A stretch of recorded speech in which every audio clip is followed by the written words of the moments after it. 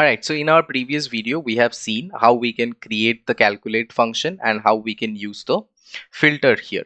So there is another way to use filter that I wanted to show you in this short video. So let's go through that quickly. So here what I am doing is I'm using calculate function, then I'm taking my measure and then I'm using and to filter this. So this is my filter section and this is my expression section. Now, instead of this and, I will remove this and instead of this, you see, there is a filter function. So instead of that, I can use a filter function as well. And in filter function, it is asking for the table first. So what my table is. So let's say I want to take something else. Let's say from this table itself. So from EW first, I will mention the table name, which is EW sales. And then I will hit comma, and then it is asking for the filter expression that should be like, let's take the previous one only, AW sales, and then which one did we take? We took the order quantity. So now the order quantity should be greater than 1, and I will close the bracket. So the first bracket that it is closing is for the filter, and then we have to close for the calculate as well. Now I will hit enter and let's see what happens. You see, now the measure has changed.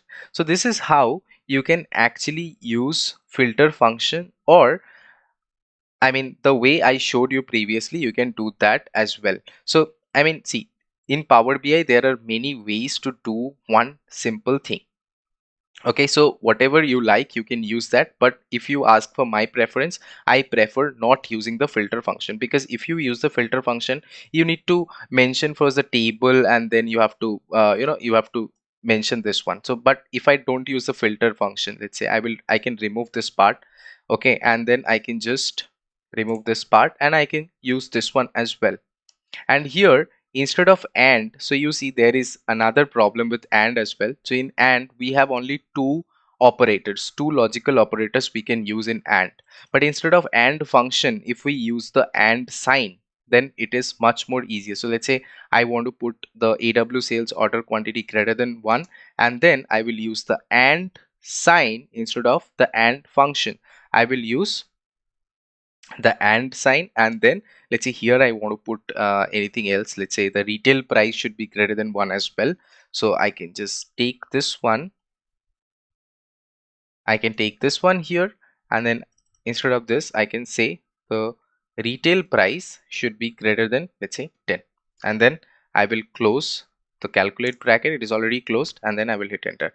You see, this has changed. So this is how you can use a symbol instead of the function. So I prefer using function somewhere, but in most of the cases I don't really use the function, I use the symbols. That is quite user friendly.